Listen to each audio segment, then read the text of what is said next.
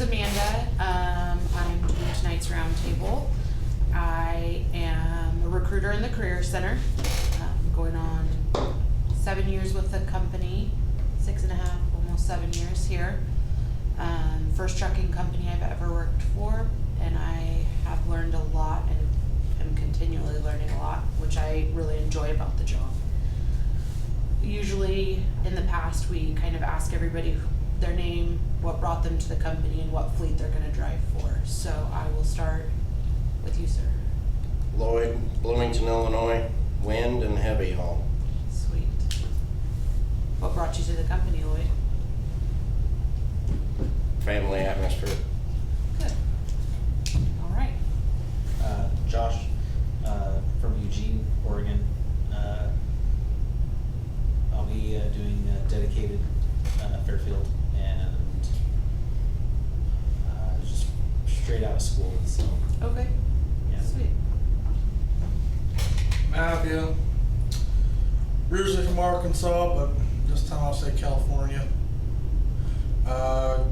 Doing reefer out in the west, and best company I've talked to so far. Nice. Sir, you? Sir, Randy's for like a flatbed trainer, been here, I don't know, 19 years? Employee of the month? Been here 19 years, and heavy haul, as all my driving here is heavy haul, and I've been flatbed trainer for 2.5, 3 years. Awesome.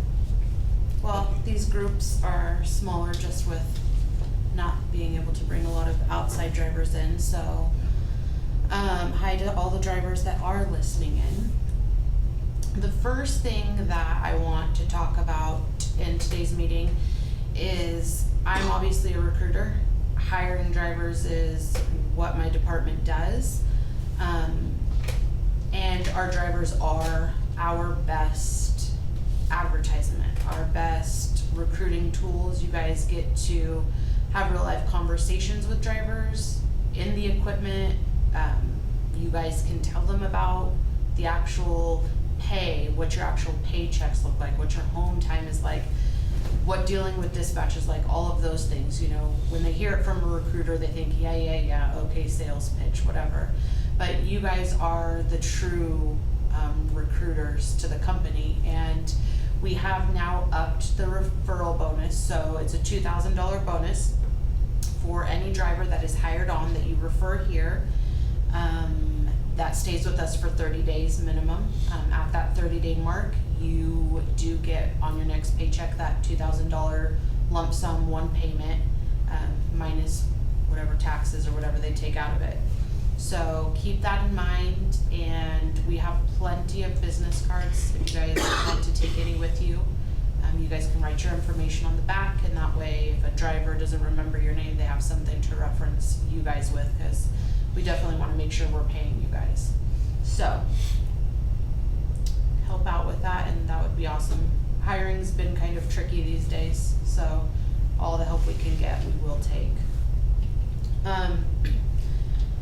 The beginning of this month was the 3-day blitz that DOT did, and I just want to share with you guys the results.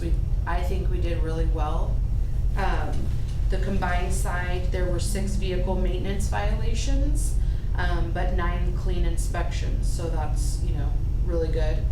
And Blackwell had 2 vehicle maintenance violations, but 3 clean inspections. So all in all, we did more good than bad. And our CSA points, they have been decreasing, which is a plus. Some of them are still not where we need them to be, but they are going down, which is a positive direction for them to be going. Let's see, combined hours of service compliance, the threshold is 65, but we're currently at 78. We are down though from 80%, so that's a good move. Driver fitness has decreased from 86 to 83, and the threshold is 75 for that. And my understanding is that driver fitness is like when drivers are supposed to wear glasses or hearing aids or whatever, that you are compliant with that. Vehicle maintenance threshold is 80%. We are at 74, which is below the threshold, and it's down from 76 where we were at. I do not know what this is, but the inspection selection system, I'm guessing that's how they detect whether they're gonna pull us into inspections or not. That score is 95, there's no change. Right. So Blackwell is under all of their thresholds, so that's awesome. Hours of service compliance went down from 60 to 59, and the threshold is 65, so we are good on all of those things. I So think great that- job, everybody. 95 number is 95% chance if you're If you're going by, going by in the combined side, you're gonna get pulled in. Doesn't mean you're gonna get inspected, it just means you're gonna get pulled in Okay. to be weighed. see, I have no clue on that. But, I mean, all in all, everything is good. Getting pulled in, we passed more than we failed on things, and everything is going down as far as percentages, which is the direction we wanna go. So I appreciate everybody's diligence in making sure that they're doing their part. And one other thing that I had to cover, it's gonna be short and sweet. From a dispatch standpoint, weighing your loads. Dispatch, management asked to cover this. So weighing your load. After you're loaded, you must weigh your load to ensure that you're legal on your axles and your gross weight. And if there's any issues or concerns, call dispatch if it's during business hours. If it's not business, call driver services. Don't wait 24 hours before weighing your load, so that way we can get the necessary adjustments and notifications made in a timely manner. So this week alone, it's happened twice that somebody's waited too long to weigh their load, and it became more of an issue rather than just sending you back and getting it squared away.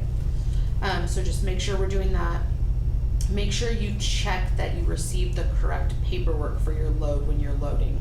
So if there's any discrepancies on your paperwork versus what your dispatch says or your conversation with your dispatcher, call into dispatch.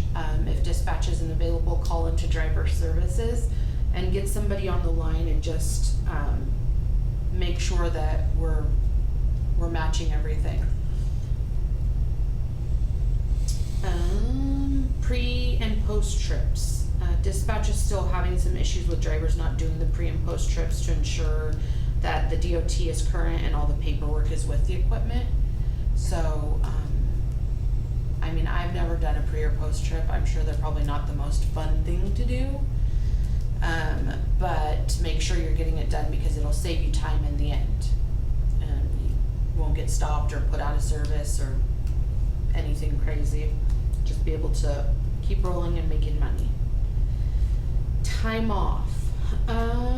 So while we are flexible with the time off, they do ask that drivers be mindful to take into consideration what it'll take to make the request happen. So if you're loading in North Carolina heading to California and the very next day you're putting in a time off request to be in Florida in 2 weeks, that means that they're gonna have to essentially get you right back to the East Coast in order to keep you in line where you need to be. So while we do ask for a 2-week notice to any time off request, 3 weeks out, 3 full days home, but give us a 2-week notice. If you're running the I-5, that's easy enough to do because you're always gonna be right here. But if you're an OTR driver and you're on the West Coast and you want to be home, on the East Coast and you put it in as you're headed to the West Coast or whatever, vice versa, it really makes it impossible and almost sets dispatch up to fail you on that time off request, which is never their goal. Their goal is to always accommodate it. But sometimes, the freight ferries aren't always on our side, so we do have to send you up north and then back. And so if we're mindful of when we're putting our time off request and where we're at or where we're headed to, it'll help dispatch be successful for you guys too. Any questions from anybody on any of the topics? No? We're good? you guys need anything, reach out to your recruiter. If your recruiter's not available, reach out to anybody else in the recruiting department.